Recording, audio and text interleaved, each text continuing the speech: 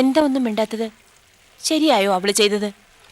ശരിയായോ എന്ന് ചോദിച്ചാൽ ഇല്ല, ഒന്ന് കേറാമായിരുന്നു. ഞാനും അതാ പറഞ്ഞത്. കേറാതിരുന്നത് കൊണ്ടും കുഴപ്പമൊന്നുമില്ല. ഏ അവര് ചെല്ലുമ്പോ ഭാസ്കരമുള്ള ഏത് കണ്ടീഷനിലായിരിക്കുന്നത് നിനക്ക് പറയാൻ പറ്റുമോ? നോർമൽ കണ്ടീഷനിൽ തന്നെ വർത്തമാനം തുടങ്ങിയ ഉടനെ എങ്ങ് നിർത്താറില്ല. കറക്റ്റ്. ആ, ചേച്ചി അവിടെ പോകാത്തതിൽ ഒരു തകരാറുമില്ല. പഴയ കഥയൊക്കെ അമ്മയ്ക്ക് ഓർമ്മയുണ്ടല്ലോ. ഒരു കല്യാണാലോചനയും പിന്നെ അതിൽ നിന്നുണ്ടായ ഭയങ്കര നിരാശയും. അവരുടെ മനസ്സിൽ എന്തായാലും ആ പരിഭവം കുറച്ചെങ്കിലും ഇപ്പോഴും ഉണ്ടാവൂലേ? അപ്പോൾ പ്രസാദേട്ടനെയും കൂട്ടി സുമിത്രേച്ചി അങ്ങോട്ട് തന്നെ കയറി ചെന്നാലോ? ദാക്ഷായണി ആന്റിയുടെ സ്വഭാവം എല്ലാവർക്കും അറിയാലോ. വായിൽ നിന്നെങ്കിലും വീണു പോയാ? അതെ, കാര്യങ്ങളുടെ കിടപ്പ് ഇപ്പൊ മനസ്സിലായല്ലോ. പിന്നെ അപ്പോ വീട്ടിൽ ചെല്ലാത്തതിന് അത്ര വലിയ രോഷമൊന്നും തോന്നേണ്ട കാര്യമില്ല. മോന് ഈസി ആയിട്ടൊരു ലോൺ ഒപ്പിച്ചു കൊടുത്തില്ലേ സുമിത്ര ചേച്ചി? അത് മതി. അപ്പോഴേ ഈ വിഷയം നമുക്കിവിടെ നിർത്താം. അകത്ത് പോയി പ്രാതലിനുള്ള കാര്യങ്ങൾ നോക്കാം. വാമേ.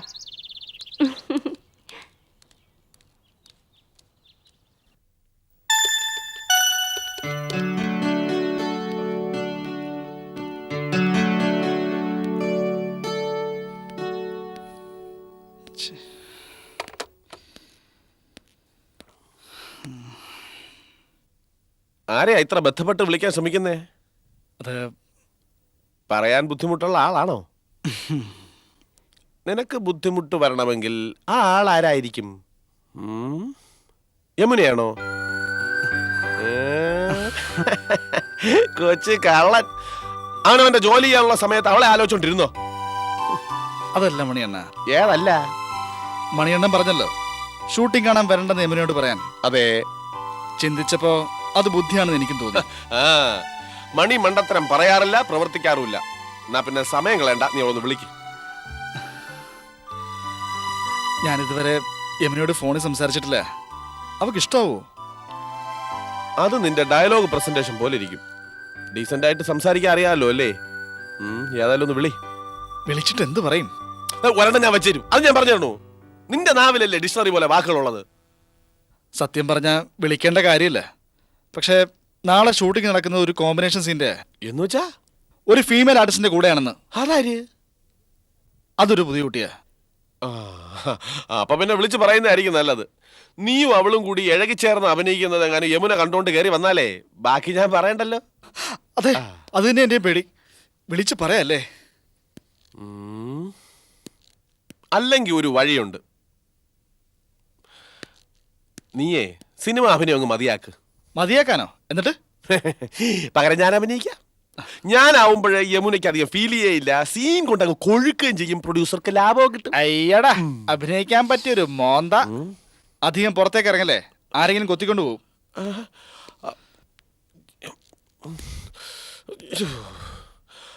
അത്രയ്ക്ക് വൃത്തിയിട്ട മോന്തയാണോ എന്റെ? അത് ഇതുവരെ കണ്ണാടി നോക്കിയിട്ട് മനസ്സിലായില്ലേ? വെറുതെ തമാശ പറഞ്ഞ സമയം കളയാതെ ഇതിനൊരു സൊല്യൂഷൻ പറഞ്ഞാ ഞാൻ യമുനയെ വിളിക്കണോ വേണ്ടയോ? വേണ്ട.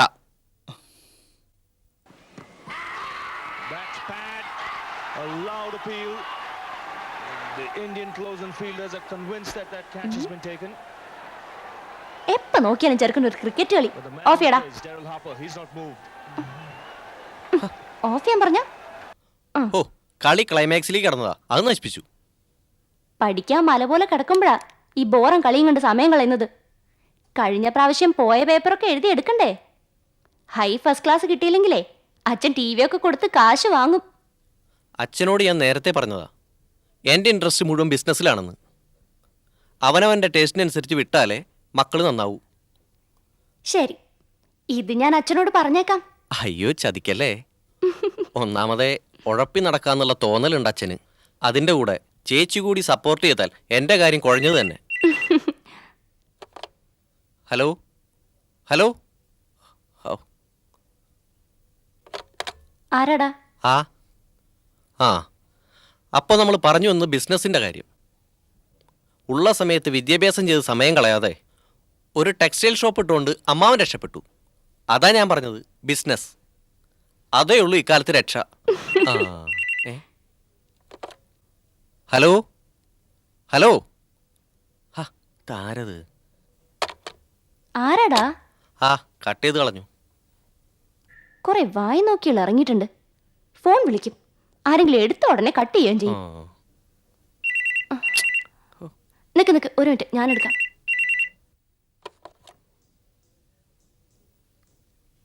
ഹലോ ഹലോ, ഹലോ, നിങ്ങളാരാ? ഞാൻ വിശാൽ. എന്താ? അത് പിന്നെ അത് പിന്നെ ആരാ? ഞാൻ പറഞ്ഞില്ലേ, ഏതോ വായി നോക്കിയാ. പ്രണയാഭ്യർത്ഥനയുമായാണോ വിളിച്ചത്? ആവോ, ആർക്കറിയാം.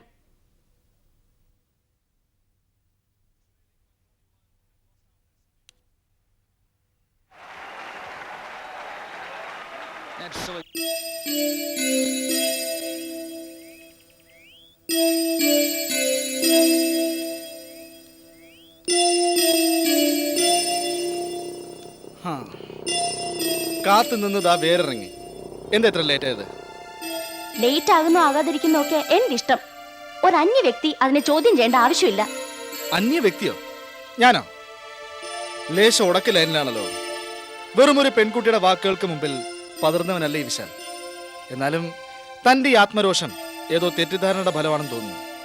കഴിയുമെങ്കിൽ അത് മാറ്റി നമുക്ക് നല്ല ഫ്രണ്ട്സായിട്ട് പിരിയാം. പറയൂ, ഇത്ര ശോഭിക്കാനും മാത്രം എന്ത് തെറ്റാ ഞാൻ ചെയ്തേ? ഓർത്തു നോക്ക്, ഇന്നലെ വൈകിട്ട് ഒരുമാതിരി പൂവാലന്മാരെ പോലെ ഫോൺ ചെയ്തിട്ട് നിന്ന് പരിങ്ങിയത്. ഈ ഫോൺ വിളിയുടെയും പരിങ്ങളുടെയും ഒക്കെ ഉദ്ദേശം എന്താന്ന് എനിക്കറിയാം. വേണ്ടാത്തത് കാട്ടിയിട്ട് നിന്ന് ചിരിക്കുന്നോ? പിന്നെ ശുദ്ധ മണ്ടത്തരം കേട്ടാ ചിരി വരില്ലേ? ഓ, എത്ര പെട്ടെന്നാ കുട്ടീനെ അങ്ങ് അസസ് ചെയ്ത് കളഞ്ഞത്. ഞാൻ പൂവാലൻ അല്ലേ? ഒരു പെൺകുട്ടിയെ പരിചയപ്പെട്ട് കഴിഞ്ഞാൽ പിന്നെ അവളുടെ ഫോൺ നമ്പറും തപ്പിയെടുത്ത് കുറെ പഞ്ചാര ഡയലോഗുകളും കാണാതെ പഠിച്ച് അത് ഫോണിലൂടെ ഛർദ്ദിച്ച് അവരെ വളച്ചെടുക്കുന്ന ഒരുതരം ചീപ്പ് ടിപ്പിക്കൽ പൂവാലൻ. കഷ്ടമായിപ്പോയി മോനെ, വളരെ കഷ്ടമായിപ്പോയി. ആദ്യ കൂടിക്കാഴ്ചയിൽ തന്നെക്കുറിച്ച് എനിക്കൊരു മതിപ്പുണ്ടായിരുന്നു. അത് അപ്പാടെ മാറി. താൻ മാറ്റി. എല്ലാവരെയും ഒരേ അളവുകോൽ ഉപയോഗിച്ച് അളക്കുന്നുള്ള കുഴപ്പമിത്. മുൻവിധിയുടെ കുഴപ്പം. പിന്നെന്തിനാ ഫോൺ ചെയ്തിട്ട് നിന്ന് വിക്കിയത്? അതൊരു കള്ളലക്ഷണമല്ലേ? ഇതാണ് തെറ്റിദ്ധാരണ. പക്ഷേ സത്യം എത്രയോ ഡിഫറെൻ്റ് ആണ്. ക്യാമ്പസിൽ വെച്ച് ഷൂട്ടിംഗ് നടന്നപ്പോൾ സംവിധായകന്റെ മുമ്പിൽ നിന്ന് ഞാൻ ചമ്മന്നത് താനും ഫ്രണ്ട്സും കണ്ടതല്ലേ. അത് ഒഴിവാക്കാൻ വേണ്ടി ഇനി ഷൂട്ടിംഗ് കാണാൻ താൻ വരണ്ടെന്ന് തന്നോട് പറയാൻ വേണ്ടി ഞാൻ ഫോൺ ചെയ്തത്. പക്ഷേ തൻ്റെ ശബ്ദം കേട്ട് കഴിഞ്ഞപ്പോൾ അക്കാര്യം പറയണോ പറഞ്ഞാൽ താൻ തെറ്റിദ്ധരിക്കുമോ എന്നൊരു കൺഫ്യൂഷൻ. ഷൂട്ടിംഗ് കാണാൻ വരുന്നതും വരാത്തതൊക്കെ ഓരോരുത്തരുടെ പേഴ്സണൽ താല്പര്യമല്ലേ. അതിൽ മറ്റൊരാൾ തലയിടാൻ പാടുണ്ടോ എന്നൊരു തോന്നൽ. അവസാനം കൺഫ്യൂഷൻ കൂടിയപ്പോ പദർശ്യം കൂടി. അത്ര ഇവിടെ സംഭവിച്ചിട്ടുള്ളൂ.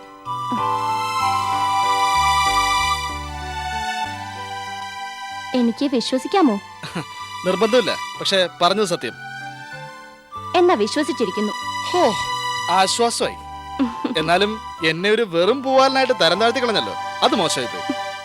സോറി വിശാൽ, ഞാൻ ഈ ഒരു പ്രാവശ്യത്തേക്ക് ഞാൻ ക്ഷമിച്ചിരിക്കുന്നു. പക്ഷേ ഇനി ഇത് ആവർത്തിച്ച നമ്മുടെ ഫ്രണ്ട്ഷിപ്പ് പിരിയും.